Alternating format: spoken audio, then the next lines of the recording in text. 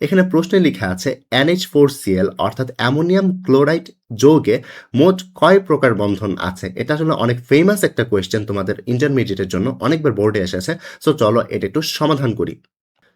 So এই প্রবলেমটা solve করার জন্য প্রথমেই কেন্দ্রীয় যে পরমাণু রয়েছে অর্থাৎ নাইট্রোজেন যেটি রয়েছে তার ইলেকট্রন বিন্যাসটা আমরা করে ফেলবো।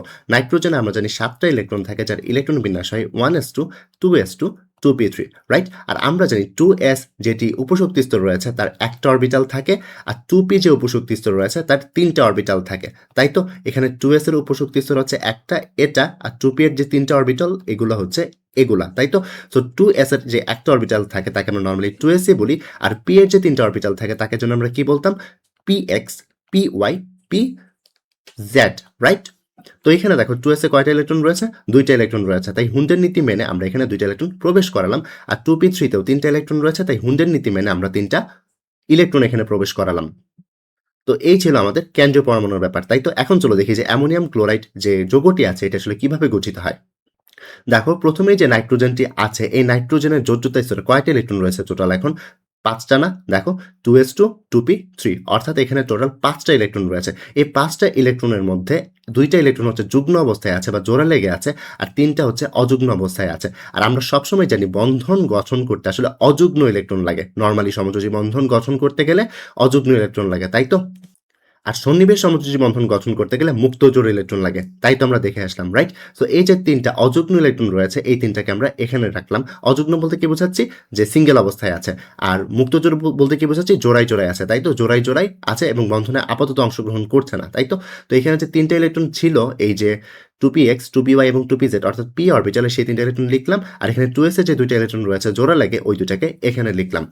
তো দেখো এখানে 3টা ইলেকট্রন যারা আছে এই 3টা ইলেকট্রনের সাথে আসলে হাইড্রোজেন আরেকটা ইলেকট্রন দিয়ে সে হচ্ছে এখানে সমযোজী বন্ধন গঠন করে। কি করলো দেখো, এখানে 3টা ইলেকট্রন ছিল, হাইড্রোজেন করেছে কি, হাইড্রোজেন একটা ইলেকট্রন নিয়ে এসে এখানে 3টা বন্ধন করলো। আর 3টা বন্ধনের প্রকৃতি কি, সমযোজী। কেন সমযোজী, দেখো একটা এসেছে নাইট্রোজেন থেকে আর একটা এসেছে এই যে ক্রস চিহ্ন দ্বারা নাইট্রোজেন হাইড্রোজেন ইলেকট্রন বোঝাচ্ছে।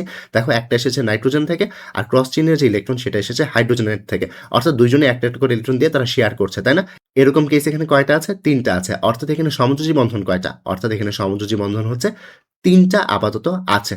দেন যেটা হয়, ধরো কোনো একটা হাইড্রোজেন পরমাণু যে হচ্ছে H+, এখন দেখো তার কাছে দরকার ইলেকট্রন, তাই না। আর ওইদিকে নাইট্রোজেনের হচ্ছে ইলেকট্রন আছে। তো নাইট্রোজেন যেটা করে এই যে ইলেকট্রনটা হাইড্রোজেনের দিকে পুশ করে দেয়। দেন যেটা হয়, দেন হচ্ছে এই যে ইলেকট্রন যুগল রয়েছে এই ইলেকট্রন যুগলকে দুজনে শেয়ার করা শুরু করে। তো দেখো এখানে কি করেছে, ইলেকট্রন দুইটা এসেছে নাইট্রোজেন থেকে বাট শেয়ার করছে দুইজন। এটা যেন কি ধরনের বন্ধন, এটা হচ্ছে সন্নিবেশ সমযোজী বন্ধন, আমরা তো পড়ে আসছি, তাই না। আর এতে করে দেখো এখানে H+ আছে, H+-এ তো আর প্লাসটা থাকবে না, সে হয়ে যাবে নর্মাল হাইড্রোজেন, তাই তো। আর অন্যদিকে নাইট্রোজেন যেটা আছে সে কি, সেই ইলেকট্রনটা হারিয়ে ফেললো, হারিয়ে ফেলার কারণে সে কি হয়ে যাবে, সে হয়ে যাবে পজিটিভ, তাই না। আর সন্নিবেশ সমযোজী বন্ধনে অ্যারো আমরা কোন দিকে দেখাই, অ্যারোটা আমরা দেখাই হচ্ছে যে ইলেকট্রন দিয়েছে তার থেকে যে ইলেকট্রন নিয়েছে তার দিকে, তাই তো। আর এই বন্ধনটাকে যেন আমরা কি বলতাম, সন্নিবেশ সমযোজী বন্ধন। অর্থাৎ এখন পর্যন্ত এই জগতে কি আছে, সন্নিবেশ সমযোজী বন্ধন আছে এবং সমযোজী বন্ধন আছে। তারপর যেটা হয় দেখো, এখানে একটা ক্লোরাইড যে হচ্ছে নিজে মাইনাস, সে মাইনাস এসে এখানে জোড়া লাগে। এই যে ক্লোরাইড মাইনাস আছে আর এখানে যে অ্যামোনিয়াম প্লাস আছে, নাইট্রোজেনের উপর প্লাস যেটি আছে তারা হচ্ছে আবার জোড়া লাগে। আর এখানে প্লাস মাইনাসের যে আকর্ষণটা হয় সেটা আমরা কি জানি, সেটা হচ্ছে আমাদের আয়নিক প্রকৃতির, তাই তো। অর্থাৎ এখন পর্যন্ত এই যে যৌগটা হয়েছে এই যৌগটাতে আমরা 3 ধরনের বন্ধন পেয়েছি, তাই না। কি কি ধরনের বন্ধন পেয়েছি, সমযোজী বন্ধন পেয়েছি, সন্নিবেশ সমযোজী বন্ধন পেয়েছি, আয়নিক পেয়েছি। কাদের মাঝে দেখো এখানে নাইট্রোজেন আর হাইড্রোজেনের মাঝখানে 3টা সমযোজী বন্ধন ছিল, তাই তো।